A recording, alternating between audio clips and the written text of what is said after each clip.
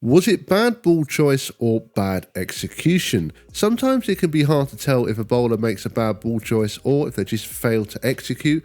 Obviously, it's a bit of a catch-22 because if you don't make good shots, then it doesn't matter what ball you have in your hand. But at the same time, you need to have the right ball reaction to get comfortable in order to make good shots. So why am I talking about this in this video? Well, it's because bad ball choices were the theme of the 2025 Tournament of Champions finals. Pretty much in every single match apart from one, I felt the bowlers made the wrong ball choice. Now, I'm not trying to criticise the players, and I know it's easy for me to sit here and say that it's obvious they were using the wrong ball, but it just seemed a little bit unusual to me that every player who pretty much lost during the telecast seemed to be making bad ball choices. Maybe the bowlers and their reps were seeing something different, but to me, it was so obvious from the start that they had the wrong ball in their hands. So I'm going to break down each match and look at the ball choices that the players made and how ultimately those choices cost them the match. Let's start with match number 1, which was Kevin McCune against Jacob Buttroff, and this was pretty much the only match where I can't say that the losing player made the wrong ball choice. Buttroff had advanced from the prelim show where he averaged something like 256 over 2 games, so it was a very good performance from him, and he would go on to win this first match against Kevin McCune.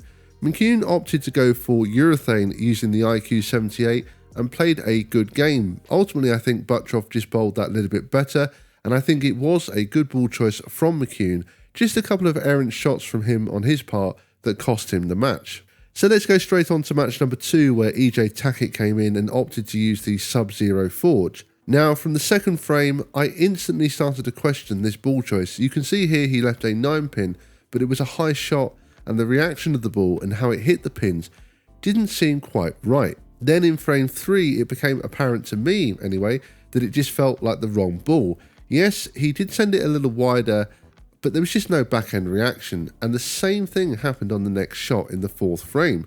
To me, having back-to-back shots that basically do the same thing means that you pretty much have to get out of the ball, because in a one-game match, you don't have a lot of time, and now you don't have the trust that the ball will recover, and if you make the adjustment and come a little bit inside, you aren't going to get the hold. EJ, though, decided to stick with the ball, and he managed to get himself an 8-pin lead as he headed into the 9th frame. However, this is when things went really wrong, and I think it became apparent that perhaps it wasn't the right ball choice because he missed right, leaving the 1-2-10 for a costly open frame. The next shot was way inside and probably an over adjustment from the last shot. Now, yes, these were 2 bad shots, but I still stand by the fact that this wasn't quite the right ball, because I am surprised we didn't see him go into either a Venom Shock or the Evoke Hysteria. I just think that he never really got fully comfortable because of the little room that he had. Again, just my opinion. Don't mean to question the best player in the world, but I was just surprised from the start that he went for this ball. And yes, he did make 2 bad shots at the end, and Buttroff would advance again and would now play fellow lefty Graham Farr. Now, Farr elected to use reactive, possibly because he felt that this was the best option to get around Jacob using urethane for 2 games.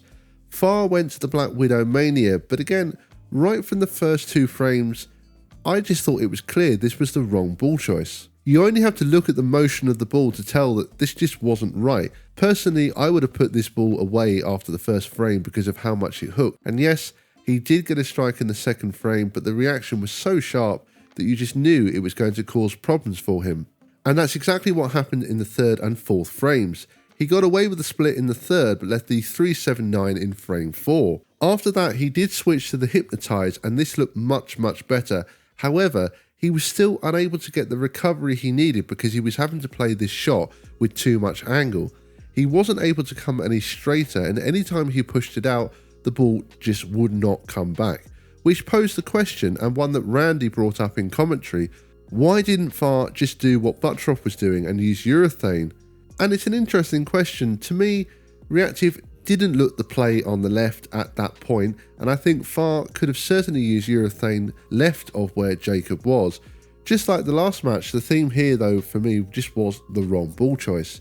I think there's an argument to say that perhaps EJ, it might not have been the perfect ball choice, but it did work to a certain extent. To me, what Farr did just didn't work. And so Buttroff would advance yet again, and it would now face 1 seed Jesper Svensson for the title. But this is where things really went wrong for Buttroff. His shot had completely gone, and he tried to move right and come inside while still using urethane, but it just did not work.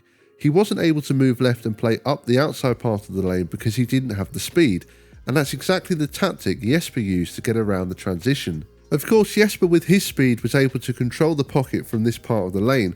Buttroff continued to stick with the black hammer urethane, but again I think this was the wrong ball choice for this game. In all the other matches it was definitely the right choice, but I think he had to make some sort of big change here because he was just in no man's land completely.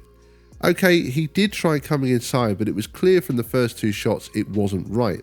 I think the only option for him here would have been to have gone to reactive, because I don't think he would have been able to play the same shot as Jesper due to his speed.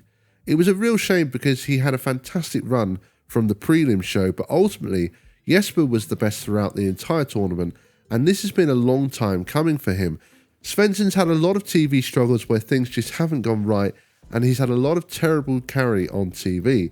So this was about time that things went right for him, and he won his 2nd major title. So that brings us to an end of this video, just a short little video from me today, as I just wanted to highlight the things that I noticed from the TOC telecast. That was officially the last regular season event of the season.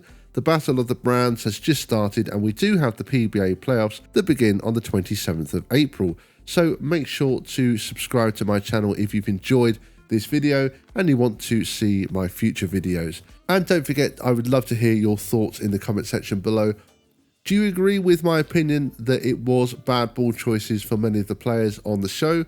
Let me know your thoughts in the comment section below. And as always, thank you bowling fans, and see you all next time.